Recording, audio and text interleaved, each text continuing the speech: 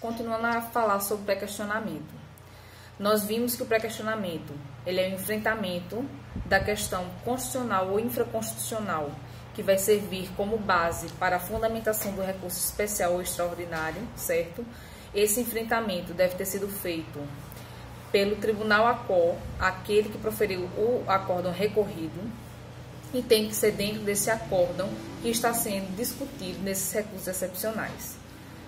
Vimos também que o pré-questionamento ele pode ser expresso ou implícito. Expresso quando ele expressamente faz menção ao dispositivo normativo, seja constitucional ou infraconstitucional, que está sendo discutido naquela questão de direito. Ou implícito, quando mesmo ele não fazendo menção expressa ao dispositivo normativo, mas existe uma discussão efetivamente na decisão judicial sobre aquela temática. Vimos também que, para que se tenha como ocorrido o pré-questionamento, tem que haver a fundamentação, e esse fundamento tem que ser determinante para aquela decisão judicial, sendo uma das rácios decidentes da decisão judicial, e não apenas um obter dictum, ou seja, um mero elemento de retórica da decisão. Dito isso, vamos passar a analisar agora o pré-questionamento ficto. O pré-questionamento ficto, ele hoje está previsto no artigo 1025 do Código de Processo Civil. Mas antes da gente analisar esse dispositivo legislativo, eu vou contar a vocês um pouquinho da trajetória desse pré-questionamento ficto, o que é esse pré-questionamento ficto, certo?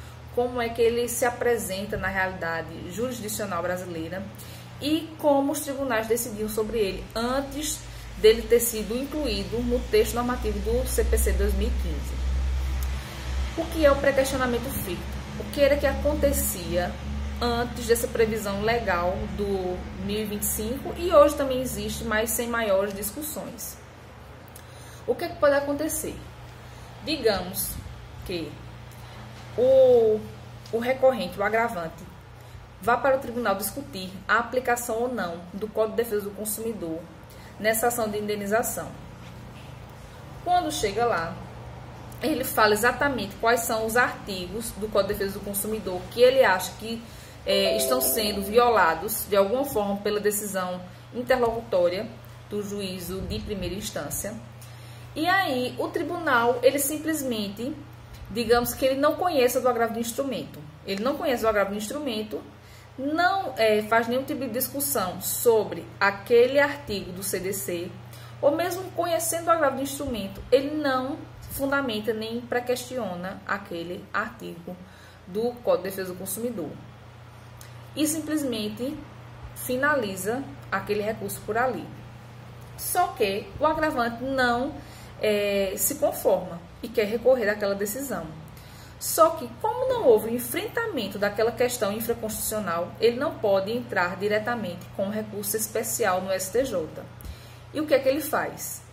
Diante dessa omissão na decisão judicial, ele entra com um embargo de declaração, alegando nesse embargo de declaração que houve uma omissão do tribunal por não enfrentar a questão de direito que diz respeito ao artigo tal do Código de Defesa do Consumidor, que foi levantado na petição de agravo de instrumento pelo recorrente. E o que é que esse tribunal pode continuar fazendo? Que isso já aconteceu muito. O tribunal simplesmente olha para os embargos de declaração e também ou não conhece os embargos de declaração, ou diz que não houve omissão porque ele deu a prestação jurisdicional nos termos corretos, fundamentou a decisão, então não há omissão. E simplesmente rejeita o julgo improcedente dos embargos de declaração e, mais uma vez, se queda inerte em discutir aquele artigo específico do Código de Defesa do Consumidor e, portanto, de pré-questionar a matéria infraconstitucional. Diante desse cenário, considerando que o pré-questionamento é um requisito de admissibilidade desses recursos extraordinários, o que é que a gente poderia ter como consequência? Poderíamos ter como consequência a impossibilidade completa desse agravante que quer entrar com recurso especial, de ter a impossibilidade de recorrer a essas instâncias extraordinárias. Por quê?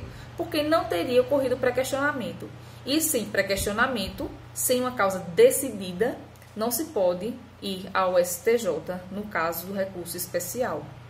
Então, essa parte ficaria prejudicada e não poderia mais discutir aquela matéria.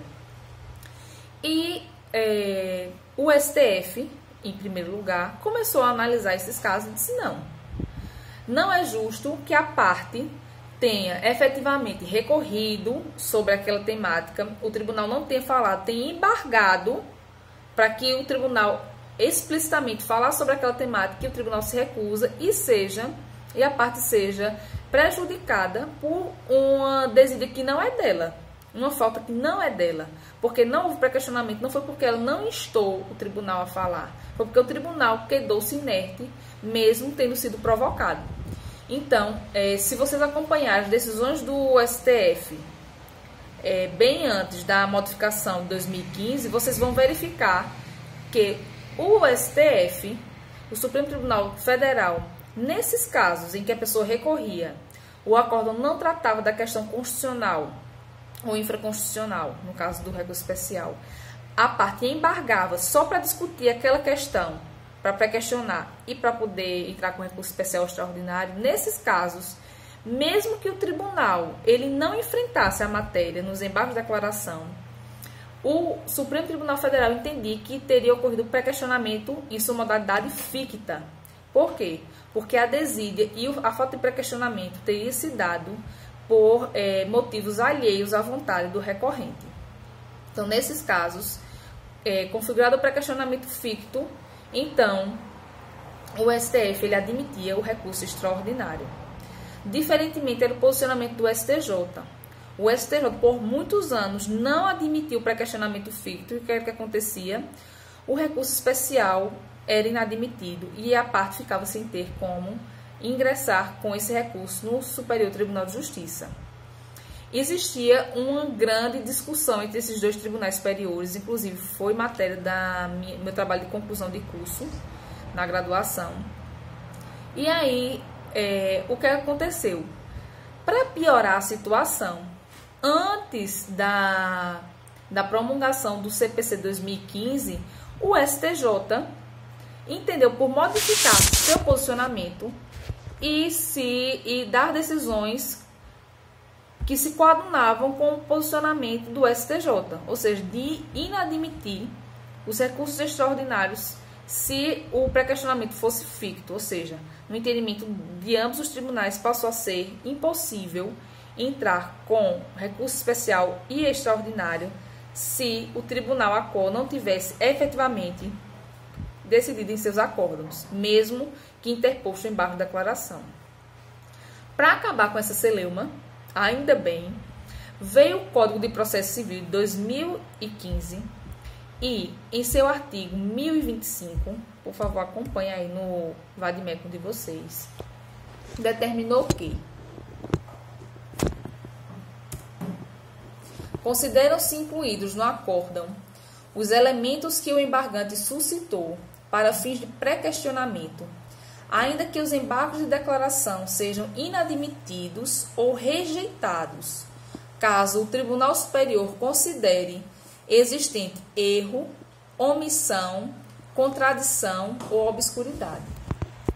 Lendo esse artigo, a gente percebe que foi determinado e posto como texto normativo a inclusão desse pré-questionamento ficto. E esse pré-questionamento ficto vai acontecer justamente nessas hipóteses, em que a pessoa recorre, o acordo do tribunal ele não fala nada sobre a questão constitucional ou infraconstitucional, a pessoa embarga, apontando essa omissão, e mesmo assim o tribunal ele se queda inerte.